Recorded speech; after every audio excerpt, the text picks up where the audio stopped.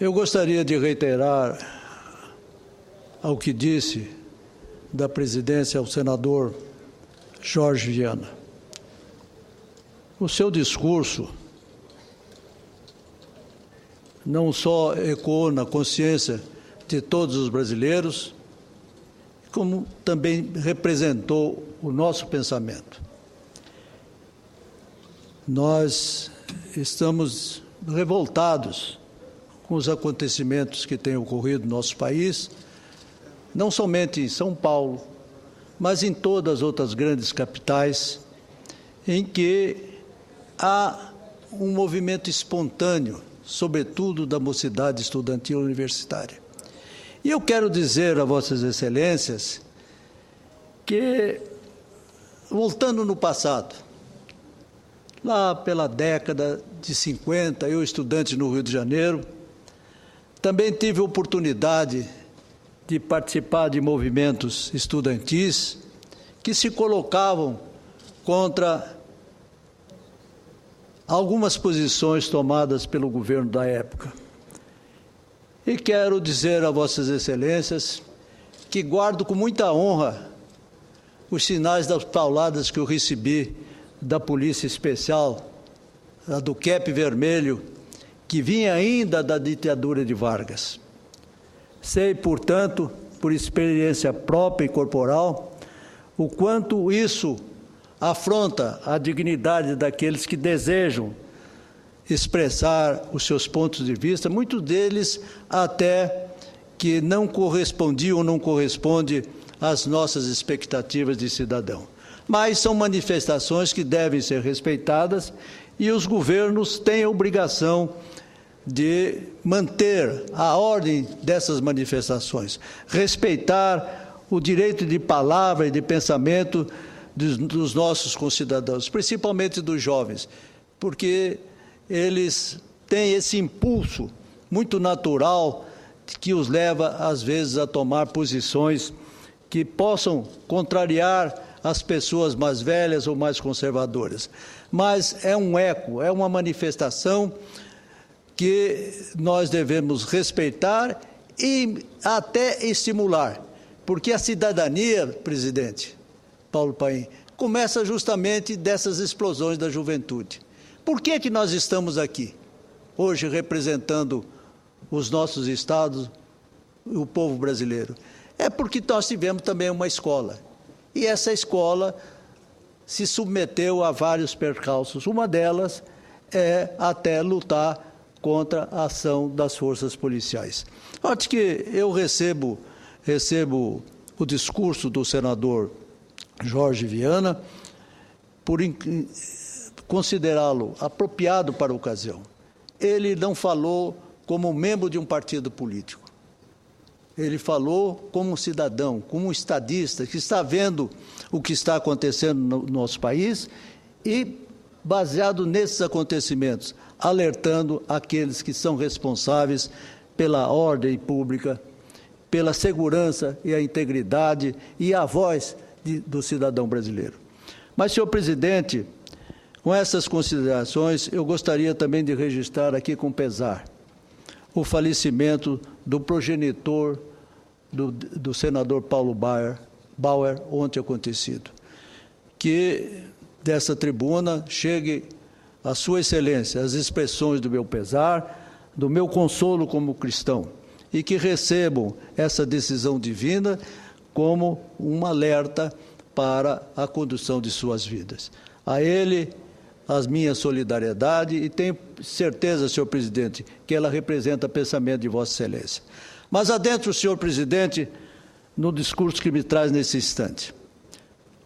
Recentemente tive acesso a um excelente trabalho produzido pelos consultores legislativos do Senado Federal, Omar Alves Abud e Márcio Tancredi, que abordam um tema de grande atualidade e de importância estratégica para o Brasil.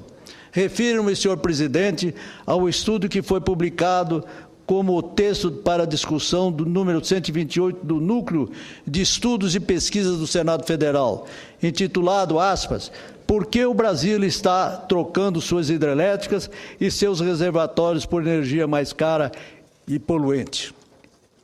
O texto, senhoras senadores, senhores senadores, chama a atenção para o caminho que tem tomado no Brasil, por conta de pressões de variadas naturezas, a produção de energia elétrica.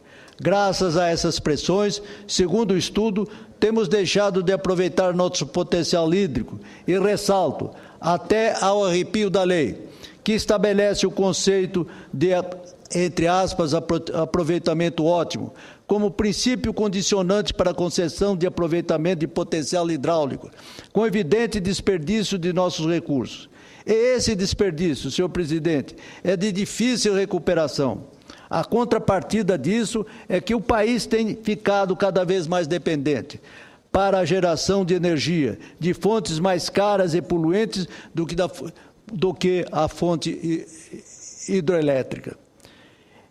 Em início de 2013, senhor presidente, tivemos à beira da imposição de um novo racionamento de energia, como o que aconteceu em 2001.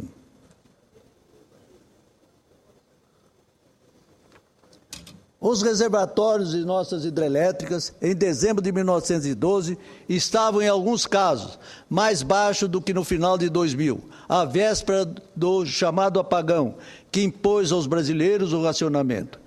Felizmente, o operador nacional do sistema elétrico, já prevendo a situação, havia determinado o despacho em outubro de 2012 de todas as usinas a gás e a óleo disponíveis, que podiam gerar algo em torno dos 13.200 megawatts em média. O custo dessa energia, no entanto, é alto. É alto, senhoras e senhores senadores. Antes de mais nada, em termos ambientais. Até 10 de janeiro, segundo o estudo que mencionei, o uso prolongado das usinas termoelétricas já havia provocado a emissão de mais de 16 milhões de toneladas de gás carbônico despejados na nossa atmosfera. Esse foi o maior volume de CO2 já produzidos por essas usinas em um único ano. Pela primeira vez, as emissões totais de CO2 produzidas pela geração de energia superaram as provocadas pelo desmatamento. O funcionamento dessas usinas também implica, naturalmente, o aumento do consumo de combustíveis fósseis.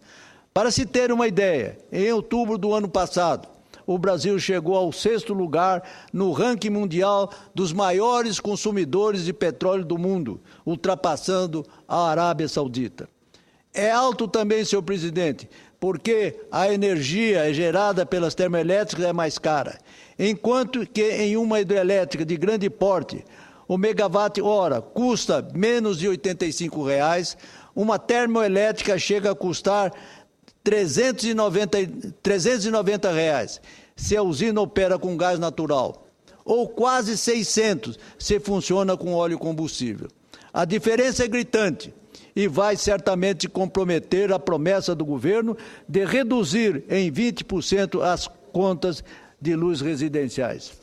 Mas, senhor presidente, o Brasil tem a grande vantagem, no que se refere à geração de energia, de contar com um enorme potencial hídrico, ainda em grande parte inexplorado. Meu estado em particular, o Mato Grosso do Sul, inserido na bacia do Paraná, tem uma parcela significativa desse potencial. A energia hídrica é a mais barata e a mais limpa que podemos produzir, embora dependa para a sua utilização dos ciclos naturais. O regime de chuvas, determinando a quantidade de água nos rios e reservatórios, condiciona naturalmente a eficiência da geração de energia elétrica.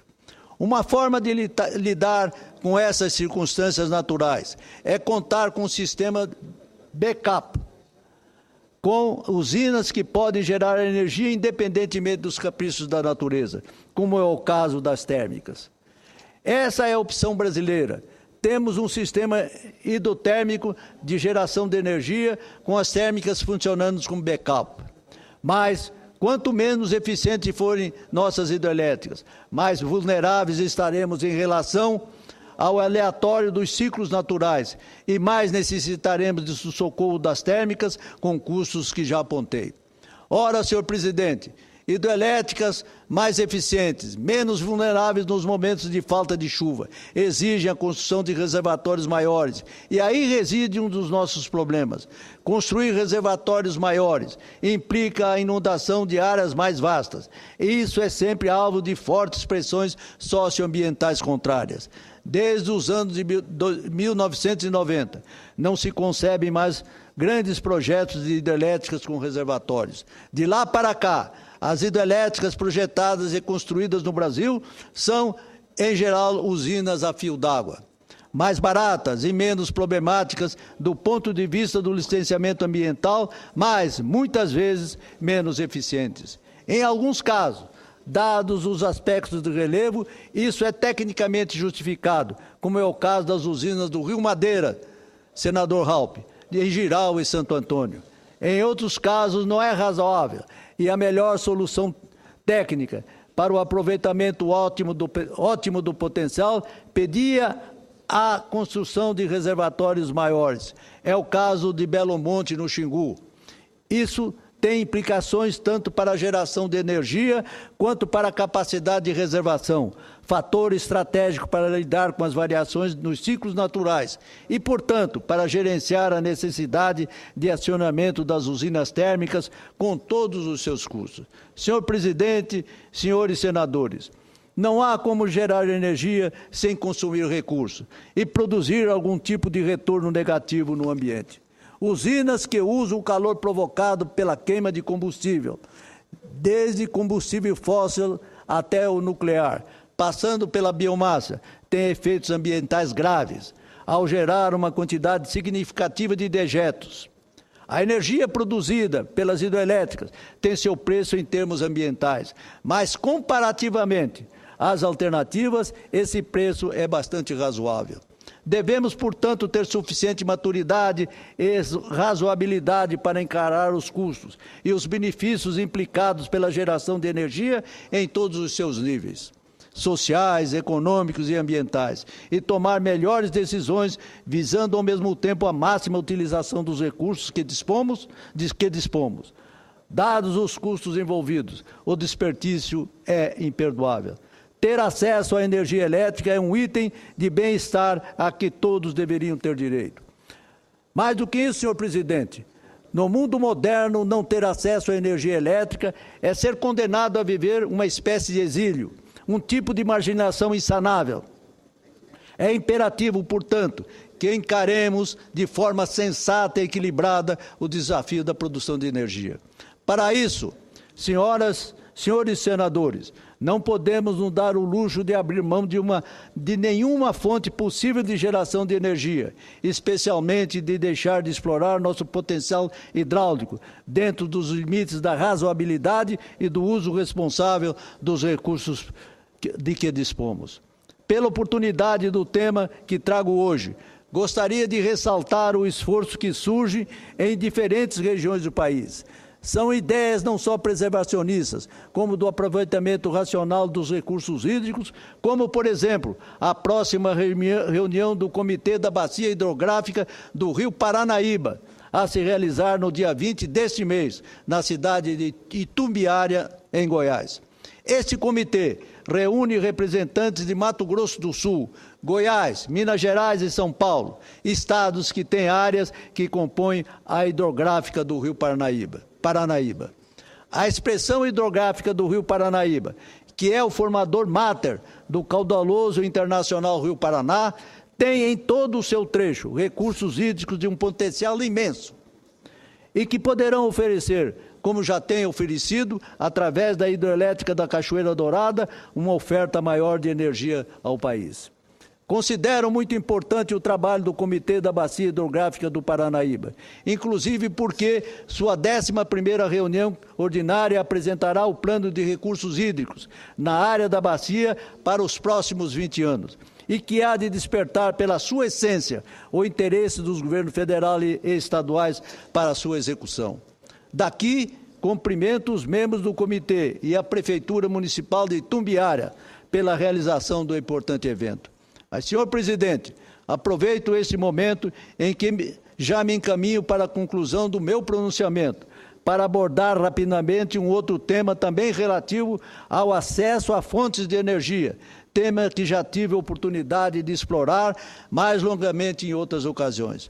Refiro-me, senhor presidente, ao acesso do Mato Grosso do Sul ao gás proveniente da Bolívia, distribuído por meio do gasoduto que passa justamente pelo meu estado.